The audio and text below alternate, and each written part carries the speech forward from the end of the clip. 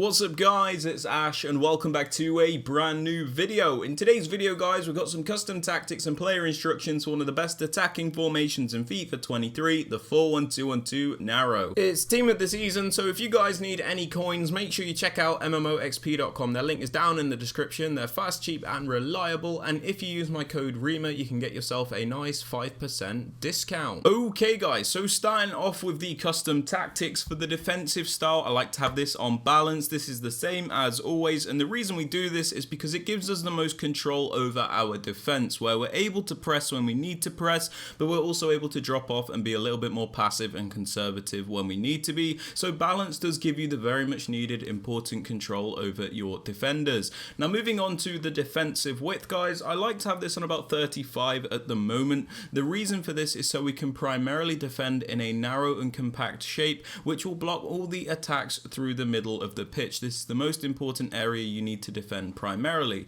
The reason we don't have the width like super low though is because we still need to have a bit of natural width to cover the wide areas in case an opponent tries to go down the wing. Now moving on to the depth guys, I'm currently using this on 65, which is quite a bit higher than usual, and the reason I do this is so we can win the ball higher up the pitch. By winning the ball higher up the pitch, we're able to utilize this formation to the best of its ability, where we can do those quick snappy attacks, because if we're catching our opponent out higher up the pitch, it becomes easier to score those goals. I don't like putting the depth all the way up though, as I feel like we're just going to constantly get through a ball, and that's not always the best thing. Now moving on to build-up play guys, with this formation I actually really enjoy using fast build-up. The reason for this is it goes hand in hand with the depth, so we're focusing on winning the ball higher up the pitch, and this in combination with fast build-up means when we win the ball back, we're going to be very quick to build up the play, meaning we're going to get into those dangerous areas super fast and catch our opponent off. If this is a little bit too hectic for you, you can still use balance. That is still a viable option, but I like to maximize the speed and efficiency and use fast build up. Now moving on to chance creation guys, I suggest using direct passing. Now the reason we use direct passing is because it's the most meta option you can use, where your attacking players will bunch up against the defenders, so you can do like the really overpowered 1v1 isolation plays, which are like the meta in FIFA 23. You also get the extra pass option because your players are always making movements, so you can get off that extra pass to guarantee the goals. Direct passing super important in my opinion.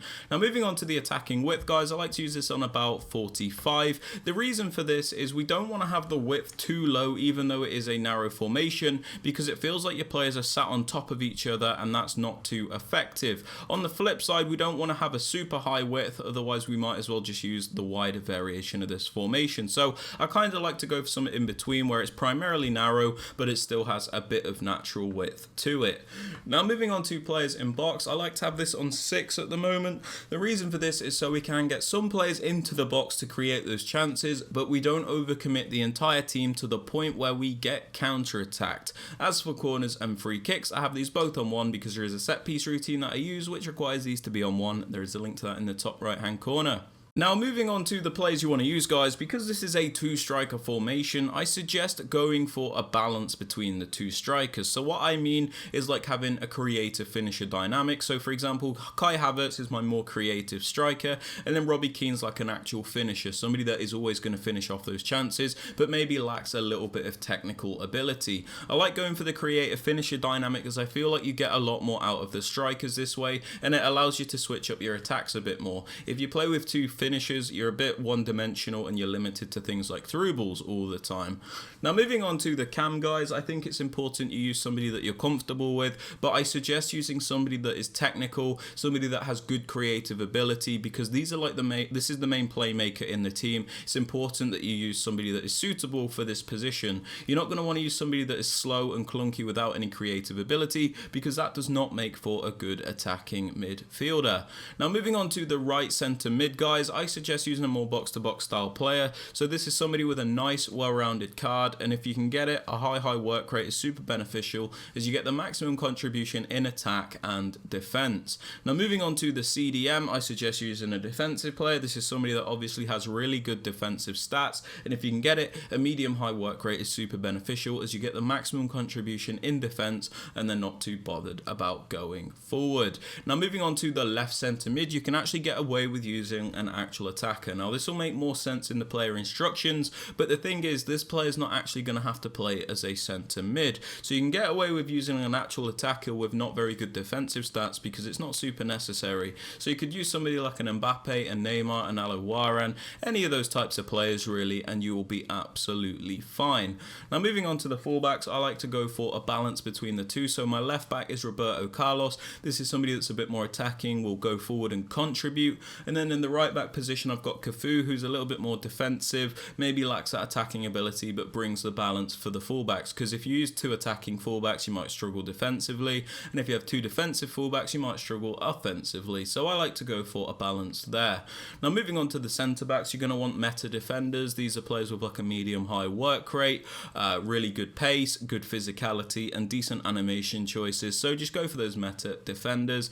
And as for the goalkeeper, this doesn't matter because all keepers are pretty much terrible in this game. Now moving on to the player instructions, guys, on both the strikers I have them on stay central and mixed attack. Now the reason we have them on stay central is because it's important that we don't have them drifting out into the wider areas. They are our strikers, so it is important that they stay in position so they're always there when we need them. We also have them on mixed attack as I feel like you get a lot more out of the strikers this way. If you put them on getting behind, they're limited to making the same one-dimensional runs all the time and you don't get much out of the players. When you put them on mixed attack, they get more involved in things like build-up, and I feel like you just have a better time with the formation. Now moving on to the cam, we actually put him on comeback on defense. This is because it makes the team defend in a 4-4-2 shape. The reason we do this is because the 4-4-2 is a much more superior defensive formation than the 4-1-2-1-2. So the 4-1-2-1-2 is obviously very good going forward, but we need to make it a bit more defensively sound to be optimal. So by putting the cam on comeback on defense, he's going to come back to defend as a right mid in this 4-4-2 shape, making us good in attack and defense. Now moving on to the right centre mid, the more box-to-box player, we have him on default settings and cover centre. We have him on the default settings because we don't really want to restrict him all that much. He has a bit of a free roll, so we kind of let him do his own thing. The only important thing is that we have him on cover centre, so he does defend as a centre mid. Now moving on to the CDM, the more defensive player, we have him on stay back, cut passing lanes and cover centre. Stay back means he's not going to be bothered about going forward because we don't need him to. Cut passing lanes means he's always going to be there to break up the play, which is super useful. And then cover centre means he's going to defend as one of the centre mids in the 4-4-2 shape. Now moving on to the left centre mid where we use an actual attacker, we have him on get forward, get into the box cross, and most importantly cover wing. Get forward means he's going to fly forward and join the attack for us. Get into the box cross means he's not going to be hesitant to get into the penalty area, which is super useful. And then cover wing ensures that he's going to defend as a left mid in the 4-4-2 shape. So the back four is going to be exactly the same. And then in my case, my left mid will be Saka, my left centre mid will be Casemiro, my right centre mid will be Pogba, and my right mid will be Jairzinho. Now moving on to the fullbacks, guys, in the left back position, my more attacking fullback, I have him on balanced attack and overlap. This is to give us a wider option when we are going forward because this is a very narrow formation and sometimes you just need that wider option to really help you out. So that's why the overlap run type is super useful with balanced attack. Now moving on to the right back, the more defensive fullback, we have him on stay back and overlap. We have him on stay back, so we've always at least got 3 at the back, and then we have him on the overlap run type in case we send him on a run forward. He'll make the overlapping runs. As for the centre backs and the goalkeeper, these are on default settings and I do not touch them. But yeah guys, these are my custom tactics and player instructions for the 4-1-2-1-2. If you have enjoyed, please be sure to drop us a thumbs up, sub to the channel if you are new, and don't forget to turn on notifications. And with all that aside guys, I hope you have a great rest of your day and I'll catch you all in the next one. Peace.